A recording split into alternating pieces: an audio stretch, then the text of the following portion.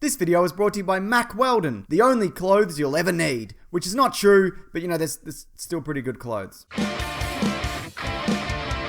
The highly anticipated trailer for the latest Star Wars film, The Last Jedi, has finally hit across the internets. And as always, in the grand tradition of looking into trailers far too much, and also at the expense of potentially spoiling the actual movie before it arrives, let's talk Easter eggs, references, and things potentially missed, including the return of some classic vehicles, some insights into Rey and Luke's relationship, how Finn is gonna bounce back, what the hell Luke Skywalker has been up to, and more. So strap in, potential spoilers for all things Star Wars, and also at the end there'll be a Loot Crate giveaway. So stick around and it might be you, but as I often say, statistically it's probably not gonna be you. Right, so this film is said to pick up directly after the last, and it looks like this shot will be from pretty early on in the film also. It was said at the Star Wars Celebration, The Last Jedi panel, that there's going to be a lot of mystery concerning Luke's backstory, and when Rey meets him, he's not what she expects. Maybe he's going to Yoda it, acting like a bit of a goof, and that throws her off. Or perhaps she's experiencing a panic attack after some kind of Force vision. It does sound as if, though, Luke is going to guide Rey through some kind of meditation, similar to what Yoda did with him in The Empire Strikes Back. During that whole sequence, you can actually hear, very softly, the voice of Princess Leia saying, "Help me, Obi-Wan Kenobi." What I think is Alec Guinness's Obi-Wan Kenobi saying, "Seduced by the dark side of the Force," and Yoda muttering something about balance or whatever. I can't really isolate the sound properly, but if you go back to these particular timestamps, you should be able to hear them. I've also been seeing a lot of variation concerning who's saying what and when. You probably have your own thoughts, and if you do, why not turn to the person next to you and share them with them? Or if you're on your own, just say them out loud. I mean, there might be someone you don't know about who's hiding in your house who can hear you. That person might also have a knife. Kylo Ren is back, sporting a fresh scar from being slashed across the face. I thought the cut would have been a bit deeper, but it seems like a fairly superficial wound and very reminiscent of Anakin Skywalker's scar from Revenge of the Sith. His helmet also, I wouldn't be surprised if it was smashed up in one of his completely justified,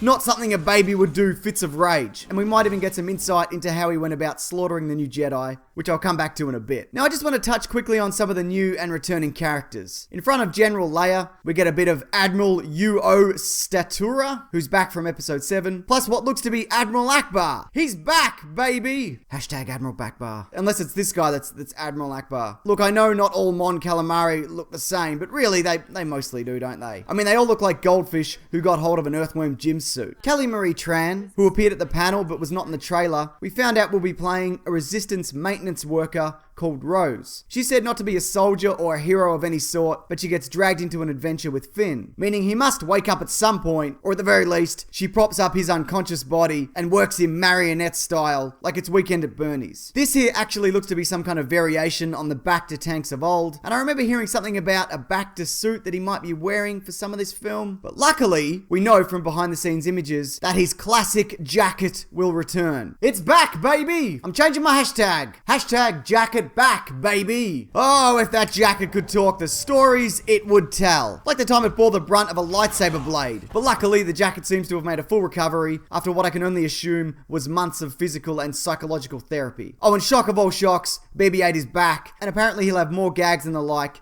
in line with the kind of stuff he was up to in the last film. This shot here, which comes right after the burning Jedi Temple, I think might be from an entirely different moment in the film. It seems like the First Order will be infiltrating the new Resistance base, destroying another one of Poe's black X-Wings. Then this group of stormtroopers, led by Phasma, just swoop in. It was also said at the panel that the galaxy is in a state of huge uncertainty after the destruction of Starkiller Base and the removal of any semblance of a governing system. The First Order will apparently just go for it in terms of trying to rule the galaxy. No more hiding, everything's up for grabs, so they'll be doing a lot of grabbing. Just getting real handsy. We also get the return of A-Wings, which I don't believe were in The Force Awakens. We see the back of one here, and also a clearer shot of one in this space battle. These ships look somewhat like B-Wings, but they seem more slapped together, like a kind of pod racer situation more than anything else. They're going to be going up against this new style of Imperial Walker, apparently more gorilla-like than the last. Kind of bottom heavy. Like your mum. Nah, she's alright. I think this sequence also might harken back to that ground assault from Empire Strikes Back, or it doesn't. Those are the two options. Okay, Luke Skywalker. I do want to get into what he's been up to after Return of the Jedi, but first, a word from our sponsor. And by our, I mean me. This video, it's just a one-man show. Sometimes Ben helps, but I haven't heard from him in a few days, so, it's possible that he's dead. Mack Weldon are a clothing company that makes sweet looking hoodies, underwear, undershirts, t-shirts, polos, socks, sweats, which are all famously antimicrobial, which basically means you can wear them all day and they smell great. So crisp. They also fit really well. I got a stack of their tees in particular. Every photo of me available online, I'm fairly certain I'm in one, and they're genuinely great quality. So if you like clothing that is good, maybe check them out by visiting mackweldon.com and use the offer code Mr. Sunday Movies, all one word, for 20% off your purchase. All of that will be linked below. Okay, so this movie at the very least appears that it will answer the question, Luke Skywalker, what were you doing and about between Return of the Jedi and The Force Awakens? Because we actually know very little about his activities, but there has been a few hints towards what he's been up to in the supplementary material, none of which is required reading to understand this movie, especially since I'm about to give you a quick rundown of all that we know. Right, so directly after Return of the Jedi, with the assistance of Poe Dameron's mother, Luke infiltrated an Imperial facility with one goal in mind: rescue a tree. Well, two trees. And not just any two trees. These are all that remain of a Force-sensitive tree that was planted at the heart of the Jedi Temple on Coruscant. First seen at the back-end seasons of the Clone Wars animated series. Okay, so what does a Force-sensitive tree do? Look, I don't know. Maybe it just stores the knowledge of all the poor decisions that the Jedi made over the years in its rings. We'll probably find out at some point. Anyways, one tree was taken by the Dameron family and planted on Yavin 4, and the other Luke Skywalker kept. I'm not sure what he did with it. Maybe he left it on the windowsill and it died. Which happens. That's easy to do. I mean, probably not. Trees have always played an important role in the Star Wars universe.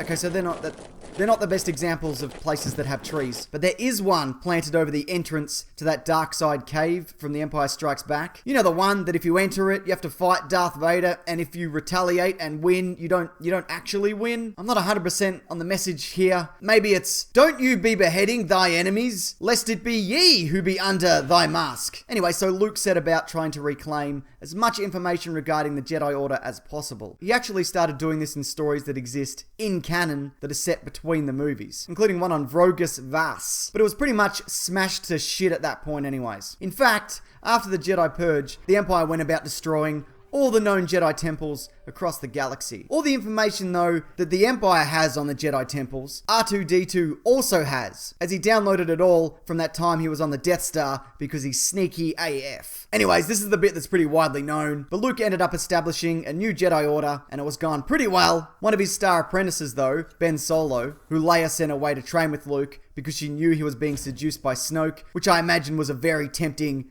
situation. I mean, look at this guy. He's very sexy. Ben Solo, though, eventually fell to the dark side, aided by the new knowledge that was released to the public that he was Darth Vader's grandson, which is such a weird response to have. That'd be like if you found out you were Hitler's grandson and then went, oh, that's great. Time for me to start Hitlering about then, I guess. So then he murdered everyone, all the Jedi. This took place about 5 or 6 years before The Force Awakens, and he was able to do this as Luke had trained him up to be a formidable swordsman. And also he decided for good measure to burn the new Jedi Temple to the ground, which is not very sportsmanlike, if I'm being honest. That was actually seen in that Force Awakens flashback, and it's been speculated that this location may be Tatooine, which would make sense. It was the home of both Anakin and Luke. Oh, and I guess also Obi-Wan for quite some time. Plus it's got that really up-and-coming bar scene. That being said, this appears to be a continuation of that moment, and it all looks a bit too green to be a desert. So it's probably a different place, which is what a startling revelation. Luke, though, blamed himself for what happened, which kind of makes sense. I mean, it was his fault. Maybe don't train the sad psychopath in the use of a weapon that can cut through anything. And by anything, I mean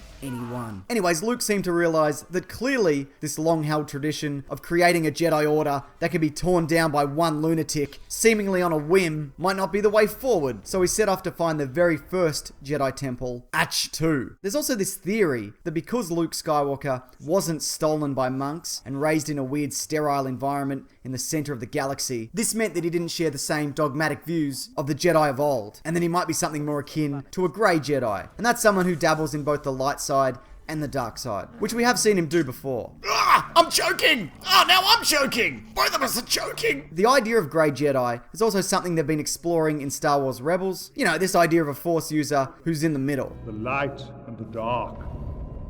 I'm the one in the middle.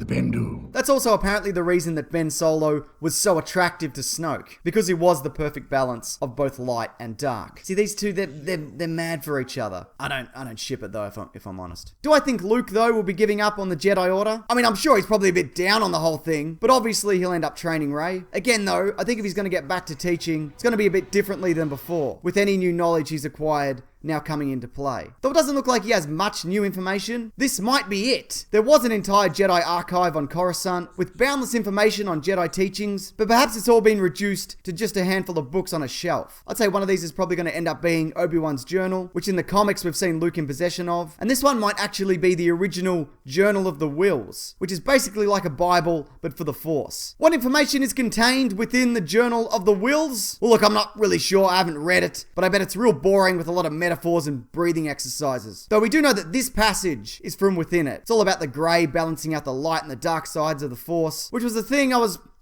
just banging on about that before. What I find interesting though, and this is probably not that interesting, is that this shelf appears to be surrounded by these weird kind of branches. In fact, I think Luke's cave that he's been living in isn't a cave at all, but the inside of a tree. The design is also very similar to that of this Bendu creature, which could very well be a coincidence, because Star Wars is bloody rife with coincidences, but then those coincidences actually turn out to be destinies and parallels to things that already happened or whatever. It's all poetry, it all rhymes, you know that. Anyways, there's still a bunch of stuff that's up in the air. I mean, this trailer does a whole lot of fading to black. So there's things we don't know, like how the studio is going to deal with Carrie Fisher's passing, as it was just revealed that she won't be in episode 9. Also, where's Snoke? And what is a Snoke? Will the rumored Force ghosts of Yoda and Obi-Wan and the like return? Will Kylo Ren be able to finish what Darth Vader started? Also, what does that refer to? I'm sure Darth Vader started a bunch of projects that remained unfinished. Like some kind of handyman dad who's halfway through renovating the family bathroom and then he just leaves it for 6 months, promising his wife that he'll definitely get back to it, but he's just waiting for the right tap fittings to come in. So many mysteries. But it doesn't really matter. We'll find out most of the answers in December. Or even before if they leak online. Alright, that'll do it. Here's the winner of last week's Loot Crate, and if you want to win next week's, just leave any comment below. And maybe even a bit of a bloody thumbs up on this video. That helps me out in some way,